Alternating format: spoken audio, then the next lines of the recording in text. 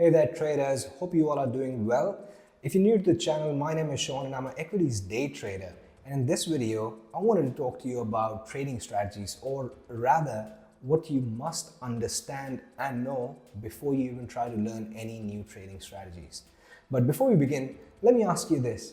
Has it ever happened to you where you have tried to learn a strategy, maybe through a friend, through somebody you know, maybe through YouTube or through a book, or wherever it may be, and the strategy looks really good on paper, or maybe you've even gone a step further than most developing traders actually go, which is you've taken the strategy and actually backtested it and had everything, all the data about that strategy on an Excel sheet, and you have all the data about this strategy and you feel very good and confident.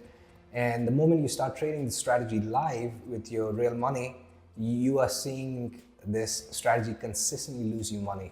Has it ever happened to you? And I know it has happened to me because I started my trading journey about 8 years ago, and the first 5 years was me just consistently losing money. So if it has happened to you as well, and I'm not the only one, let me know by typing in the comments, heck yes. So at least I understand and know that I'm not the only one, right? So getting on to it, I would say, like, for me, or what I would say any developing trader when they're starting out, they must understand these three things that we're going to be talking about next.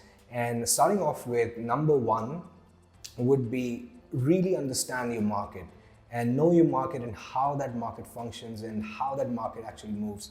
And I'm not talking about the moving up, going sideways and accumulation and distribution phases. I'm not talking about that. What I am talking about is how liquid is the market, how big is the market, how thick is the market, how does the market move? Is it very slow moving market? Is it a market that moves in bursts, like quick bursts of move like stocks do? For me, example, like stocks tend to move like 10, 20, 30% in a day when they have the right catalyst and they are the right stock to trade for the day. But really understand your market. For example, Forex would be moving very slow and like an elephant, and that's where I personally started, and I stopped trading Forex just because it was such a boring market to me. Commodities tend to move the same way. They would trend for a really long time, for months and months at a time, and then they would just go sideways for the remainder of the year, or for a really long time, I would say. So really understand your market and how does that market actually move. The second thing I would say that any trader must understand about the market is what makes the market move, and specifically news catalysts, or what sort of catalysts actually are important for this market, and how does this market react to certain catalysts. To give you an example, if there's a war somewhere happening, you can be very, very sure, or you can expect very positively that crude oil prices are going to go higher. If there is uncertainty in the economy, you can expect gold prices to be higher, and because of that, Australian dollar might go higher because Australia is the fourth largest producer of gold. So, and if in case of stocks, earnings could be great catalyst. I trade earnings as much as I can because they just provide you a lot of great catalysts and a lot of good trading opportunities. So earnings are great for healthcare companies, FDA approvals are amazing catalysts. So really understand what makes your market move and really study those catalysts. And so that would be the second point I wanted to make. Really know the catalyst about your market, key catalyst, and really understand, like, how can I trade according to those catalysts. And another example, a lot of times traders are starting out with this strategy, whether it be Bollinger Bands, stochastics, or these moving averages strategies. If you are against the catalyst, let's say, for example, if you are trading US dollar and the Fed is expected to raise interest rates, right? Let's just say that. And your Bollinger Band shows you oversold or overbought or whatever it is. If you are against the catalyst, no matter what your strategy is, you are going to lose money because you're just against the catalyst and against the main reason why this stock should be, or why this asset should be moving. So that's number two. And the number third, which is, I feel, the most important out of all three, is really understand the market players. Market players, or players of the market that you are trading, and understand how they are positioned in the market. And you always want to be with these big players, smart money, or the institutional money, whatever you want to call it. So you always want to be with the smart money. So that's the number third one. And if you are like, so anything if moves, now retail traders usually referred to as dumb money or whatever it is, they don't have enough volume or enough buying power to move any asset, at least not make, certainly not make major moves, right? So major moves happen only when institutions and big hedge funds and mutual funds and all those guys get involved. So understanding how they are positioned in the market, what are attractive prices for them to buy or to sell in case you're looking to short the market. So understanding them would give you a huge advantage. And then once the prices actually reach those levels, as a retail trader, you must wait and see if the institutional activity is actually following through. And if the institutional activity is following through and you are getting the kind of reaction that you initially expected, that's where you can start taking a trade, and that's where you can start looking for your setups or your strategies. So your technical analysis, your strategies, your risk management, everything comes after these 3 points have been understood by any trader, and completely a thesis that has been made because of these things. So I know it could sound a little bit overwhelming or confusing at this point. So let me actually show you one of the trades I actually took today. And let me walk you through and give you what I actually mean by all these three, and all these three combined, and how do you make a thesis, how do you use technical analysis to identify the key support or key demand and supply areas, and how do you trade your thesis with risk management, everything, risk management and position sizing, and basically the whole 9 yards. Let me actually show you rather than tell you more. So I'll see you on the screens in a second. Hey there traders, so now we are on the screens and hopefully you can see my monitor. And so starting off with the stock that I wanted to share is today, the trade that I wanted to share is ELV. So ELV is a healthcare company. And going on to the first point that I was talking earlier is how do stocks move? So stocks do tend to move quite a bit if there is a catalyst involved into it, and they tend to move a lot directionally when there is a strong catalyst. So just yesterday, the stock was trading or closed at $497, and it opened today at roughly about $398 or 400. So that's about a 20% drop in just a day before even the market opened. And once the market opened, it sort of started moving higher, and it's also called a squeezed. So a squeeze, so it squeezed up about 10%.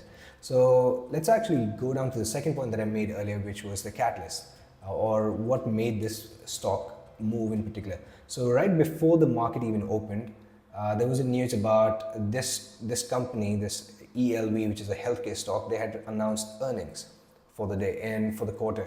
And what happened is they did not meet the expectations of the street or the consensus, regardless of how you refer them. So they did not meet the expectations of the street. They were producing, so street was expecting them something in some number in terms of revenue and in terms of sales and in terms of profit, but they fell short by 13.7% of that particular number. So that's a huge way that they failed to meet their expectations. And the second big thing is, which actually really got me interested in the stock in particular, is that they not only did not meet the expectations, but they were saying that they had a lot of expenses and interest payments and things like that. So they have a lot of other expenses which are going to continue to hurt their bottom line for the next entire year. So they gave a yearly guidance which was also negative. So think about it. If you were an investor in this company and the company's CEO just comes and tells you, hey, we did not make a lot of money, we in fact lost money, and we're going to continue to lose money for the entire next year, I bet you're not going to feel very positively about this. So this is exactly what happened, and this sort of a news would cause a lot of big institutional traders who own this stock to maybe readjust the position, maybe get out of their positions, or maybe short the stock if there are some active hedge funds or institutional traders over there. So that's exactly what happened. And my thesis was exactly that. So right at the pre-market was around 440, 431 areas, and I wanted the stock to be, and let's actually go down to the trading time frame, which is a 5-minute time frame. And so let's actually go over here.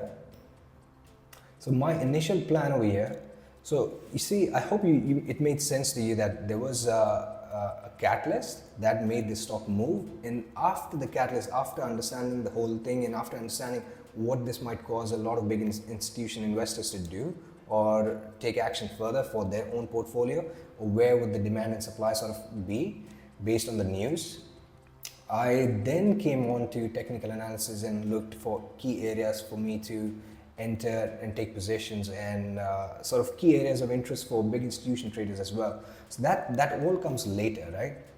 So the plan was for me when it was in pre-market, I wanted to short if it breaks below 431 area. But what ended up happening was it broke down and it continued and went all the way to my final targets, which is about 402, all the way in pre-market. So I did not get any opportunity to trade it to the short side. But because this has happened, now there's something in stocks which is called the SSR, which is short sale restrictions, meaning it makes it very, very difficult for institutions to short the stock further if this SSR has been triggered. So, and this also being my final target, and this being final target because it could be a position where an area where the institution be like, okay, let me just exit my position over here, let me start taking profits, and the big institution, or basically the demand, would start coming in. That was my expectation for this. So all this time I'm just waiting, and let's actually just see the executions. Show trades. So these are the expectations. Now initially the idea was to go short, which I did not get, but because of what had happened, I changed my thesis, looking at the news, looking at expecting a certain move from the key market players, and then using technical analysis, and then I just went long over here. And then if we just zoom in, I added some more since the position started working in. As it moved a little bit higher, I took some profits, sold some over here, and then took some more profits over here and sold some more, and then sold basically almost my last lot, but I had like just 10% of position remaining over here. And as soon as this was happening, I wasn't expecting it to go much more higher, but I just wanted to just leave the rest 10% of the position with the trailer on. So that's what I did. But as I waited a little bit more, I could just see this wedge being formed, or a bull flag, or regardless of how you call it.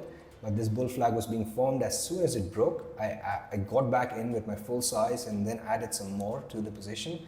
And I just got out with the entire position at my final target, which was like 440 areas. So right over here.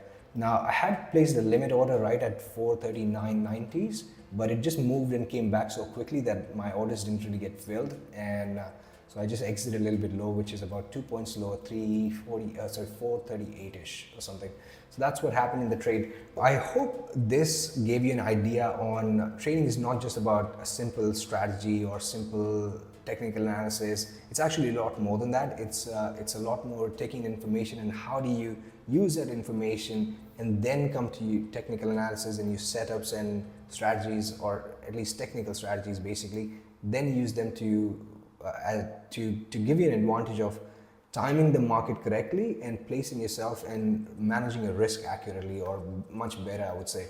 So yeah, I hope this video was sort of insightful to you, and if this helped you or sort of gave you any sort of insight into the market or how to trade better, please hit the like button. I would really appreciate that. And if you have any thoughts about this video, or if you'd like to ask me any questions or anything in general, just leave some comments and your thoughts, and I would look into it, and I would try to respond to you as soon as I can. And I'll see you in the next one. Take it easy. Cheers.